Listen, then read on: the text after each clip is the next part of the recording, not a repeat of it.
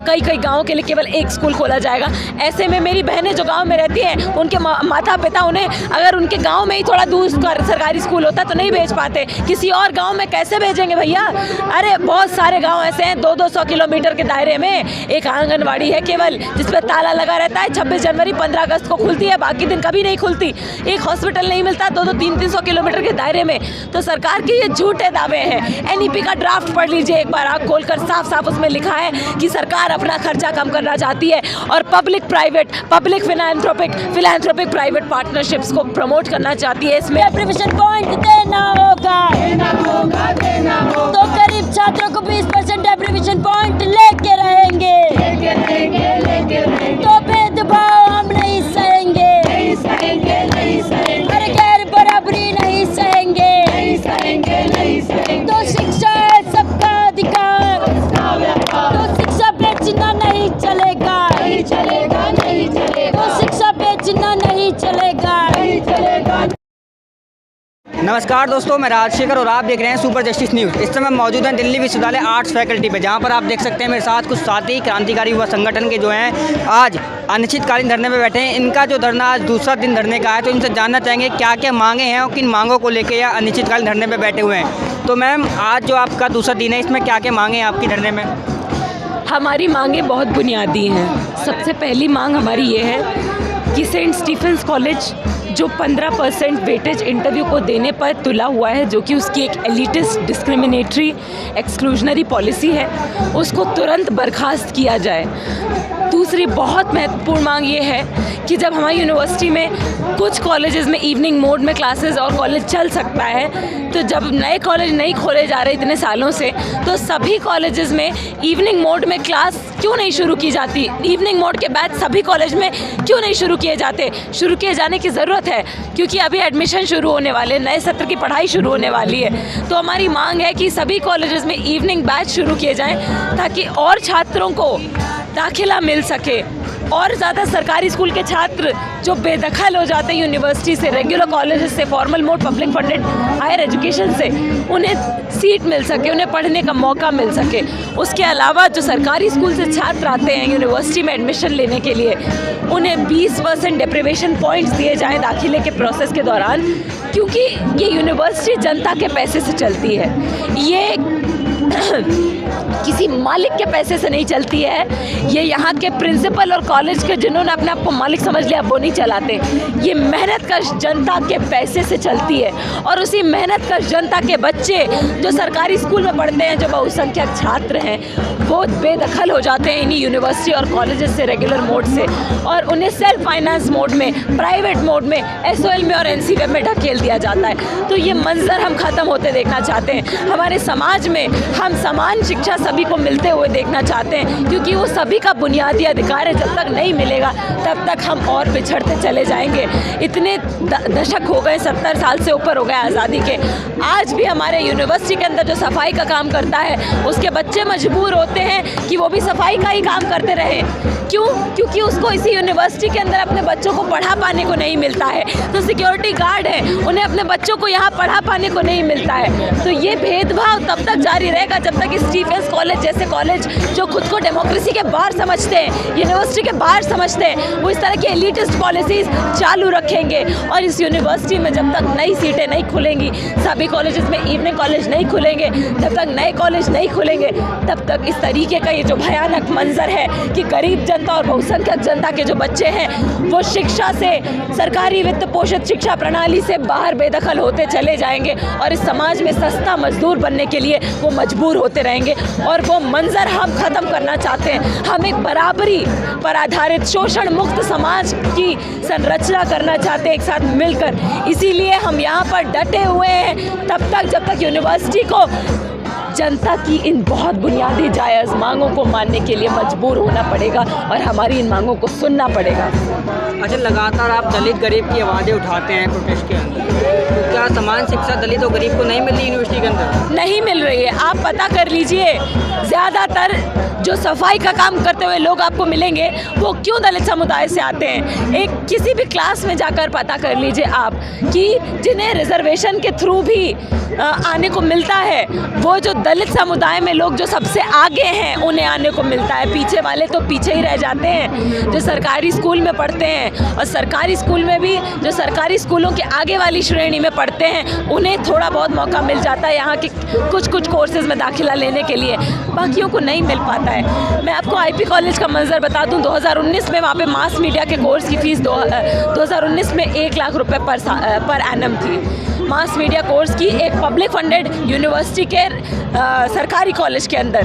तो आज तो एनईपी पास हो गई है, अब तो लोन लेना पड़ रहा है यूजीसी से रैंक के आधार पर, ये भी नहीं कि अब ग्रांट मिल रही हो।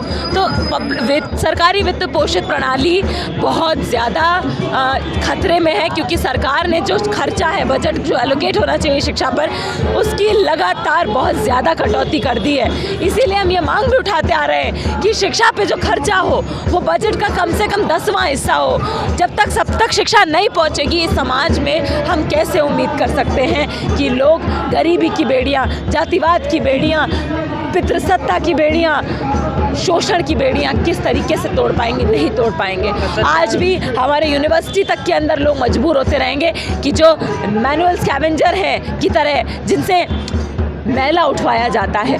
बहुत दिनों पहले की बात है, यहाँ पे दिल्ली यूनिवर्सिटी ग्वायर हॉल के अंदर ही हम लोगों ने देखा और फिर हमने उस पर कंप्लेन की कि यूनिवर्सिटी के अंदर भी मैला उठवाया जाता है, आदमी से मशीन का प्रयोग नहीं होता। तो ये साफ साफ बताता है कि हमारे समाज में जो लोग पीढ़ी दर पीढ़ी नहीं पढ़ पाए हैं, पीढ़ी दर पीढ़ी पिछड़े रहे हैं, उन्हें इस समाज में, इस सरकार ने, इस शिक्षा व्यवस्था ने जगह नहीं दी है।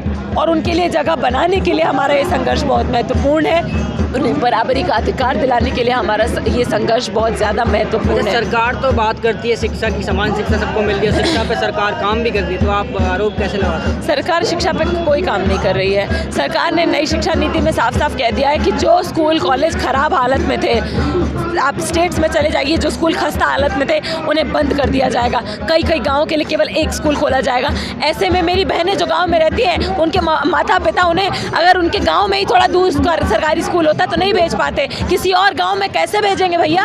अरे बहुत सारे गांव ऐसे हैं 200-200 किलोमीटर के दायरे में एक आंगनवाड़ी है केवल, जिसपे ताला लगा रहता है। 26 जनवरी 15 अगस्त को खुलती है, बाकी दिन कभी नहीं खुलती। एक हॉस्पिटल नहीं मिलता 200-300 किलोमीटर के दायरे में। तो सरकार के ये झूठे दावे हैं। एनईपी का ड्राफ्ट पढ़ लीजिए एक बार आँख खोलकर, साफ साफ उसमें लिखा है कि सरकार अपना खर्चा कम करना चाहती है और पब्लिक फिलैंथ्रोपिक प्राइवेट पार्टनरशिप्स को प्रमोट करना चाहती है, इसमें निवेश करने के लिए। अरे वो क्यों निवेश करेंगे? वो क्या बस सरकार जनता का भला चाहते हैं? उनको प्रॉफिट से मतलब है। यहाँ पर ये बात साफ कर दें हम कि यहाँ पर अब ये 4 ईयर प्रोग्राम लागू होने वाला है। यहाँ पर इस यूनिवर्सिटी में अब CUET से दाखिला होगा। पिछले साल तक यहाँ पर क्या होता था? कट ऑफ सिस्टम था, 100% कट ऑफ जाती थी। 100% किसके नंबर आते हैं मैं पूछना चाहती हूँ? सरकारी स्कूल के किसी छात्र के नंबर 100% नहीं आते। सरकारी स्कूल के बहुसंख्यक छात्रों के मार्क्स जो है ना 70-75% मैक्सिमम आते हैं। और जो टॉपर होता है ना उसको भी SRCC, LSR, DRC, IP, Hindu college इनमें दाखिला नहीं मिल पाता। सेंट स्टीफेंस तो बहुत दूर की बात है, उन्होंने तो फिल्टर लगा रखा है इंटरव्यू का कि कोई बहुत ज़्यादा कोशिश कर ले उसके बाद भी ना पहुंच पाए। तो यहाँ पर हमें समझना पड़ेगा कि एक तरीके से दूसरे तरीके पर शिफ्ट कर दिया। अब CUET ला रहे हैं ताकि जिनके पास कोचिंग अफोर्ड कर पाने का पैसा हो जेब में, जो कोचिंग ले पाए CUET की, केवल वो दाखिला ले पाए। बाकी स्टूडेंट्स जो हैं वो धक्का खाते रहे इनफॉर्मल मोड में, वो धक्का खाते रहे ओपन लर्निंग में और डिस्टेंस मोड के इंस्टीट्यूट्स में, जहाँ पर सेल्फ फाइनेंस मोड में पढ़ाई के नाम पर उनके भविष्य को केवल और केवल अंधकार में ढकेला जाता है। तो ये बहुत बड़ा ढकोसला है, ये तो साफ साफ झूठ है। जनता से पूछ लीजिए सरकार कहाँ पर खर्चा कर रही है शिक्षा पे, तो मुझे नहीं लगता कोई भी जनता बता पाएगी कि ये नया कॉलेज खुला है यहाँ दिल्ली यूनिवर्सिटी में, यहाँ पे स्टूडेंट्स पढ़ने जाते हैं। पिछले 20-30 साल में एक नया कॉलेज नहीं खुलता है। पिछले 20-30 साल में नए याशी के अड्डे खुलते दिखते हैं हमको, लेकिन एक स्कूल कॉलेज नया कैंपस नहीं दिखता है। तो कहाँ है शिक्षा पे खर्चा, कहाँ है शिक्षा पे खर्चा?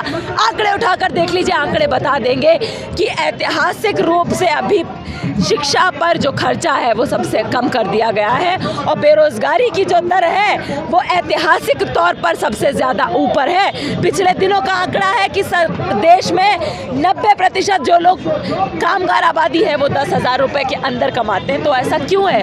यूनिवर्सिटी से जो पढ़ के निकलते हैं, जो प्रोफेसर यहाँ पर पढ़ाते हैं, 1.5 लाख, 2 लाख, 3.5 लाख, 3 लाख इनकी सैलरी है, और जो यहाँ पे सफाई का काम करता है, जो अपने बच्चों को यहाँ नहीं पढ़ा पाता है, 8 से 10 हज़ार की पगार के लिए भी उसको 14-14 घंटे खटना पड़ता है। तो हमारे देश में लोकतंत्र जिन मूल्यों के लिए जाना जाता है वो मूल्य बहुत बड़े खतरे में है, और वो मूल्य बने रहे, बेहतर हो, उन मूल्यों पर काम हो, वाकई में सामाजिक बराबरी की तरफ हम आगे बढ़ पाएँ, शोषण मुक्त समाज की तरफ हम बढ़ पाएँ, गैर बराबरी मुक्त समाज की तरफ हम बढ़ पाएँ, उसके लिए हम इस संघर्ष के में क्या लगता है आपके जो आंदोलन के करने से प्रशासन के ऊपर कोई असर पड़ेगा?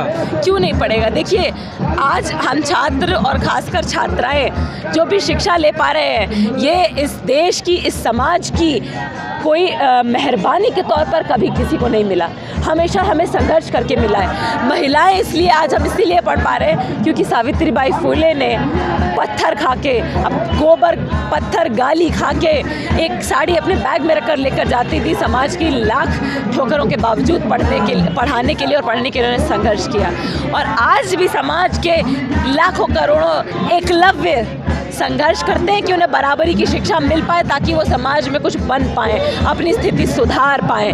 तो हमें अपने संघर्ष पे विश्वास है कि हमारे संघर्ष के दबाव में हमारी ये बहुत बुनियादी मांगें इन्हें माननी पड़ेंगी। हम यहाँ पे ये नहीं मांग रहे कि आप फेस्ट करा दो, हम यहाँ पे ये भी नहीं मांग रहे कि आप पब खोल दो, हम ये भी नहीं कह रहे कि यहाँ पे हमें कोई शिक्षा से जो नहीं रिलेटेड है वो मांग हमारी सुन लो। भाई बहुत बुनियादी मांग से कर रहे हैं। त्रासदी है शिक्षा व्यवस्था की कि उन्हें खुद ये बात समझने की बजाय और करने की बजाय हम छात्रों को इसके लिए संघर्ष करके उनको समझाना पड़ रहा है। ये जो बुद्धिजीवी बैठे हैं यहाँ पे इतना पढ़ लिख कर, उन्हें इतना समझ में नहीं आ पाया है कि 20-30 साल हो गए हैं और इस यूनिवर्सिटी को हर साल सीटें बढ़ाने की ज़रूरत है, नए कॉलेज खोलने की ज़रूरत है और छात्रों को दाखिला देने की ज़रूरत है। तो ये ऐसा नहीं कि इनको समझ में नहीं आया है, ये सुनियोजित तौर पर एक षड्यंत्र है कि जो पिछड़े समुदाय से आ रहे हैं, जो नहीं पढ़ पाए हैं पीढ़ी दर पीढ़ी, वो और नहीं पढ़ पाए, और केवल जो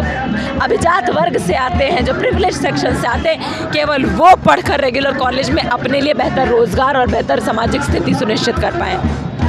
तो लगातार देखा जा रहा है 1 साल से ज़्यादातर जो दिल्ली यूनिवर्सिटी के सामने प्रदर्शन हो रहा है छात्रों का, उसकी मुख्य वजह क्या है जो इस साल ज़्यादातर प्रदर्शन हो रहा है छात्रों को? किसी ना किसी मांग को लेकर छात्र रोजाना यहाँ पर प्रदर्शन करते हैं। वो इसलिए है क्योंकि हमारे विश्वविद्यालयों में, हमारे शिक्षा व्यवस्था में जो हालत है वो लगातार एंटी डेमोक्रेटिक और सबसे महत्वपूर्ण तौर पर एंटी पुअर स्टूडेंट हो गई है। यहाँ पर छात्र विरोधी रवैया नहीं है केवल, यहाँ पर गरीब छात्र विरोधी रवैया है। यहाँ पर जो नीतियाँ आती हैं, यहाँ पर जो तरीके हथकंडे नए नए तलाशे जाते हैं कि एडमिशन की कौन सी नई पॉलिसी ऐसी खोजें कि अब और ज़्यादा कंपटीशन बढ़ जाए, कि एडमिशन का और कौन सा ऐसा तरीका खोजें कि केवल जो भैया most elite of the elite private school से स्टूडेंट पढ़ के आ रहा है, केवल वो यहाँ तक पहुँच पाए। तो ये आंदोलन इसलिए यहाँ पर मौजूद है कि इसका एक संकेत तो ये है कि जनता जो है ना सोई और मरी हुई नहीं है, और जो छात्र यहाँ से पढ़कर निकल रहे हैं वो यहाँ पर ये संदेश देना चाहते हैं कि हम केवल यहाँ पर बेनिफिशियरी नहीं हैं, हम ये सुनिश्चित करेंगे कि अगर हमने सरकारी वित्त पोषित प्रणाली जो जनता के पैसे से चलती है उसका फ़ायदा त्रासदी है कि केवल प्राइवेट स्कूल से आने वाले अमीर छात्रों को मिल रहा है, हम सुनिश्चित करेंगे कि सरकारी स्कूल के छात्रों को वो मिले।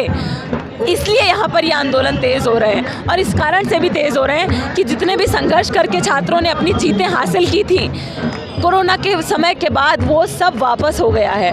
आज त्रासदी ये है कि भैया इग्नू देख लीजिए, यहाँ SOL देख लीजिए, NCWeb देख लीजिए, छात्र फीस हर सेमेस्टर पे करते हैं, लेकिन इतनी ख़राब हालत है कि प्रिंटेड स्टडी मटेरियल जो घटिया है वो भी प्रिंट करके नहीं देते, उसमें PDF तक नहीं देते बच्चों को। तो आप ये बताइए, जब PDF भी नहीं मिलेगा तो छात्र पढ़ेगा कैसे? पढ़ेगा नहीं। आप यहाँ पर केवल फेल होने का रास्ता तैयार कर रहे हैं, आप केवल सरकारी स्कूल के छात्रों को यहाँ से बेदखल करने का रास्ता तैयार कर रहे हैं। ये इस यूनिवर्सिटी में नहीं चलेगा। इसलिए हम इस संघर्ष में हम डटे हुए हैं और डटे हुए रहेंगे। कब तक चलेगा आपका आंदोलन? ये हमने लिखा हुआ है यहाँ पे, इंडेफिनिट स्ट्राइक है। जब तक ये इनके आँख नाक कान खोल नहीं जाते, जब तक इनको होश में हम नहीं ले आते, जब तक इनको ये बात समझ में नहीं आ जाती कि ये जो यूनिवर्सिटी है जनता के पैसे से चलती है और जनता की मांगों के हिसाब से चलेगी, जनता को दाखिला यहाँ देना पड़ेगा। ये नहीं होगा यहाँ पर कि आप लगातार हर साल केवल सरकारी स्कूल से आने वाले छात्रों को बेदखल करते रहें और अपनी यूनिवर्सिटी को आप डेमोक्रेटिक और पीपल्स यूनिवर्सिटी बताते रहें। इस तरीके का ढकोसला नहीं चलेगा। आपको यहाँ पर सभी कॉलेज में इवनिंग कॉलेज खोलने होंगे, आपको यहाँ सरकारी स्कूल से आने वाले छात्रों को 20% डेप्रिवेशन पॉइंट्स देने होंगे, आपको इस तरीके के भेदभावपूर्ण जो स्टीफेंस कॉलेज में जिस तरीके की इंटरव्यू की प्रक्रिया चलती है एडमिशन प्रोसेस के दौरान, उसे बंद करना पड़ेगा और आपको सभी को समान शिक्षा, समान अधिकार, समान शिक्षा के अधिकार के लिए रास्ते को साफ करना पड़ेगा। अच्छा, आपको नहीं लगता कहीं ये सारी मांगे पूरी होने में काफ़ी समय लग सकता है लंबा, क्योंकि मांगे ज़्यादा हैं कुछ? हम उस देश में रहते हैं जहाँ पर 20वीं शताब्दी में 1910-11 के आस पड़ोस गोपाल कृष्ण गोखले ने एक ड्राफ्ट पेश किया था अंग्रेज़ी सरकार को कि अगर जितना वो हमसे लूटती है ना, उसका 1% अगर जनता पे खर्च कर दे तो सारी जनता पढ़ सकती है। सारी जनता का मतलब आम जनता इंक्लूडेड। उसके बाद त्रासदी ये है कि संविधान बन गया, 60 साल से ऊपर हो गए, उसके बाद कहीं हमारे यहाँ राइट टू एजुकेशन आया कि 8वीं तक तो कंपलसरी शिक्षा होनी चाहिए। तो ये बात बता दूं कि जनता के संघर्षों का जो है हमें जीत मिलती है और त्रासदी ये है कि बिना संघर्ष किए हमें कुछ नहीं मिलता है। इसलिए हम संघर्ष में डटे रहेंगे और केवल हमारे लिए बहुत महत्वपूर्ण है ये संघर्ष, क्योंकि आज अगर हम ये नहीं सुनिश्चित करेंगे कि सबको शिक्षा मिल पाए, सबको रोज़गार मिल पाए, तो हम इस समाज में केवल और केवल पिछड़ते जाएंगे, केवल और केवल हम मार्जिनलाइज होते जाएंगे, केवल और केवल हम एक ख़राब स्थिति में पहुंचते जाएंगे और वो उससे लड़ते रहना लगातार ज़रूरी है।